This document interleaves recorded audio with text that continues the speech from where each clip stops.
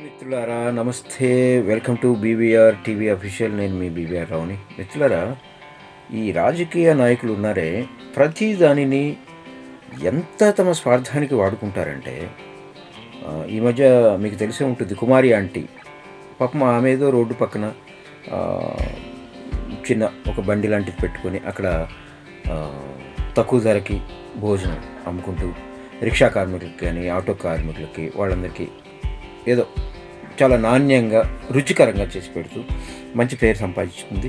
అలాగే ఎవరో ఛానల్ వాళ్ళు చూసి బాగుంది కదా అని చెప్పి ప్రసారం చేశారు. అది కాస్త వైరల్గా మారింది. మంచిదే, ఆమె బిజినెస్ పెరిగింది, అంతా బాగుంది. సరే, మీకేమి ఆస్తిపాస్తులు ఉన్నాయని అడిగితే ఏదో జగన్ ఇచ్చిన ఇల్లు నాకు ఒకటి ఉంది ఆంధ్రప్రదేశ్లో అని చెప్పి. తప్పేంటి? ఇప్పుడు దాన్ని పట్టుకొని జగన్ వాళ్ళు మేమిచ్చాం అని వాళ్ళు చెప్పుకోవడం, చూడు సామాన్య ఒక మహిళ చెప్పిందని వాళ్ళు చెప్పుకోవడం, ఆ తర్వాత ఏదో జరిగి ఆమె వల్ల ట్రాఫిక్ జామ్ అవుతుందని అని చెప్పి కొంత ఎవరో అంటే వైఎస్ఆర్సీపీకి అగెనిస్ట్గా ఉన్న వాళ్ళు ఎవరో కంప్లైంట్ చేయడం, ఆమెను పోలీసులు మేనేజ్ చేయడం, పోలీసులు సరే ఆమె షాప్ తీసేయడం జరిగింది. సరే, ఈలోపు మళ్ళీ గందరగోళమైంది. సీఎం రేవంత్ రెడ్డి పాపం కల్పించుకొని తీయకండి, స్వయం ఉపాధి పొందుతుంది ఆమె, ఏ ప్రభుత్వం మీద ఎవరి మీద ఆధారపడటం లేదు అని చెప్పడం జరిగింది. మంచి పరిణామం. ఇప్పుడేమంటుంది, ఎవరో అడిగారు మీరు ఎవరికి ఓటేస్తారని అంటే, పాపం చంద్రబాబు నాయుడు నాకు ఇష్టం అండి, నాకు ఓటు హక్కు వచ్చినప్పటి నుంచి ఆయనకే ఓటేస్తున్నానని ఆమె చెప్పాను. దాన్ని పట్టుకొని తెలుగుదేశం నాయకులు చూసారా మా చంద్రబాబు నాయుడునే ఓటేస్తున్నాను, చాలామందికి ఎలాంటి అభిప్రాయం ఉంది అని వీళ్ళు ఇప్పుడు స్టార్ట్ చేయడం తెలుగుదేశం వాళ్ళు. ఇదంతా పట్టుకొని వైసీపీ వాళ్ళేం తక్కువ తిన్నారా? వాళ్ళేమంటారు, చూడు మా ప్రభుత్వం పార్టీలకు అతీతంగా మేము హెల్ప్ చేస్తున్నాం, మా పథకాలు వస్తున్నాయి, ఆమె మేము నిరుపేద కాబట్టి ఇల్లు ఇచ్చాం, మాకు పార్టీలతో సంబంధం లేదు, మేము గ్రేట్ అని వాళ్ళు చెప్పుకో. అరే బాబు, మీరు ఎవరిని వదలరా? ఎంత చిన్న ఇష్యూ జరిగినా దాన్ని మీరు మీకు అనుకూలంగా మార్చుకుంటారా? భలే ఉన్నారా బాబు. అదే ఈ రాజకీయాలు. సరే, ఏది ఏమైనా ఒక పేద మహిళకు ఇల్లు ఇవ్వటం జగన్ సర్కార్ గ్రేట్. ఆమె చంద్రబాబు నాయుడును అభిమానిస్తున్నానని చెప్పడం ఇది great.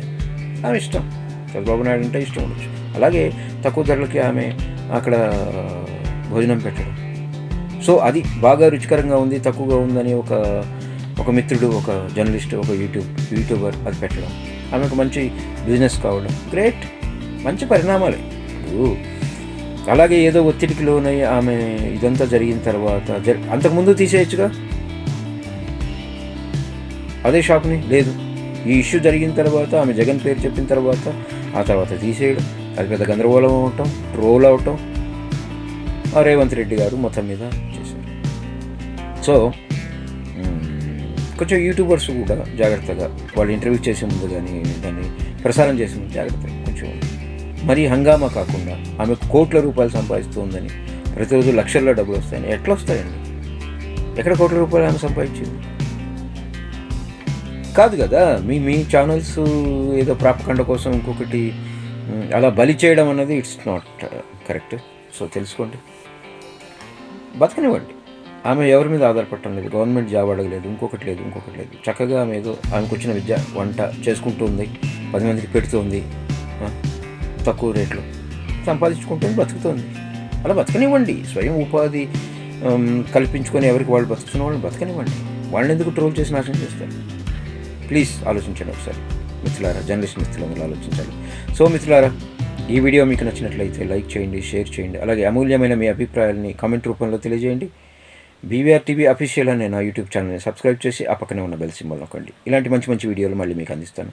So this is BBR Rao, signing out.